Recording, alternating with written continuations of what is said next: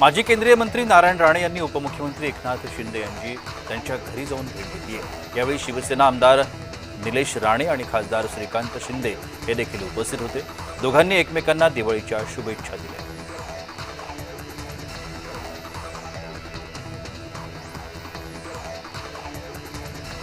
मुख्यमंत्री देवेंद्र फडणवीसांनी नागपुरातील काली मातेचं दर्शन घेतलंय। मुख्यमंत्री दरवर्षी न चुकता काली मातेचं दर्शन घेतात। यावेळी त्यांनी सर्वांना सुख शांती आणि समाधान लाभो अशी प्रार्थना केली।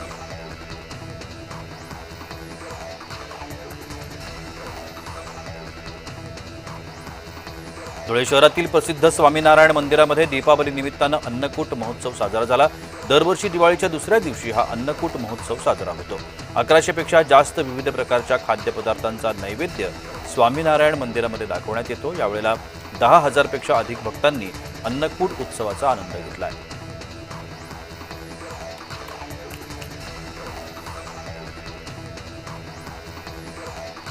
दिवाळीच्या शुभमुहूर्तावरती येवल्यामध्ये पारंपरिक उत्साहानं गवळी समाजाकडून रेड्यांची मिरवणूक काढण्यात आली। शतकानुशतकं चालत आलेली ही परंपरा यावर्षी देखील मोठ्या उत्साहात पार पडली। गवळी समाजातील युवकांनी आपल्या रेड्यांना अंघोळ घातल्यानंतर विविध रंगांनी आणि फुलांच्या हारांनी सजवलं। ढोल ताशांच्या गजरामध्ये फटाक्यांच्या आतिषबाजीत रेड्यांची ही मिरवणूक शहरातून निघाली होती।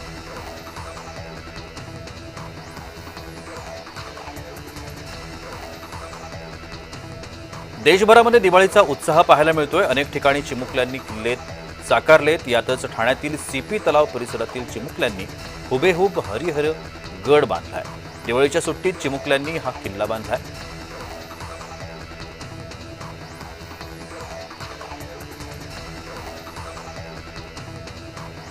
औंढा नागनाथमधील 12 पैकी 8वं ज्योतिर्लिंग असलेल्या नागनाथाची दिवाळी निमित्तानं विविध अलंकारांनी पिंड सजवून महापूजा करण्यात आली।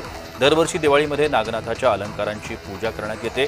सोन्याचा गोफ, लक्ष्मीहार, पुतळ्याची माळ, सोन्याचे डूल, सोन्याचं पिंपळपान, मोत्याचा हार इत्यादी दागिन्यांनी पिंड सजवण्यात आली।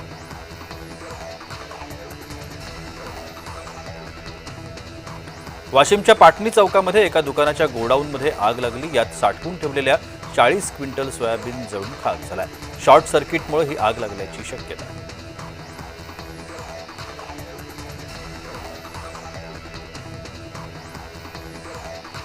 वाशिमच्या मालेगाव तालुक्यातील आमखेड्यामध्ये घरगुती वारातून चाकू हल्ला झाला। या हल्ल्यामध्ये अविनाश चव्हाणच्या मानेवर धारदार चाकूनं वार केल्यानं तो जागीच ठार झाला, तर 4 जण गंभीर जखमी झाले। गावातील पारधी समाजामध्ये आपापसात वाद झाले आणि त्यातून हा चाकू हल्ला करण्यात आला।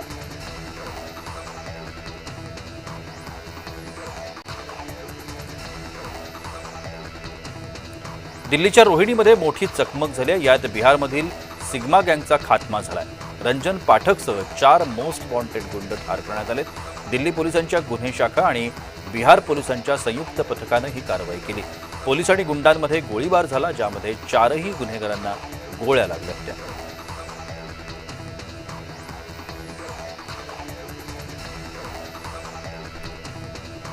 राष्ट्रपती द्रौपदी मुर्मू यांनी बुधवारी केरळच्या सबरीमाला इथल्या अय्यप्पा मंदिराला भेट दिली आहे। मंदिराला भेट देणाऱ्या त्या भारताच्या दुसऱ्या राष्ट्रपती आहेत। माजी राष्ट्रपती व्ही गिरी यांनी यापूर्वी 1970 मध्ये भेट दिली होती। या मंदिरात महिलांना येण्यास बंदी होती, ती 2018 मध्ये सर्वोच्च न्यायालयानं उठवली।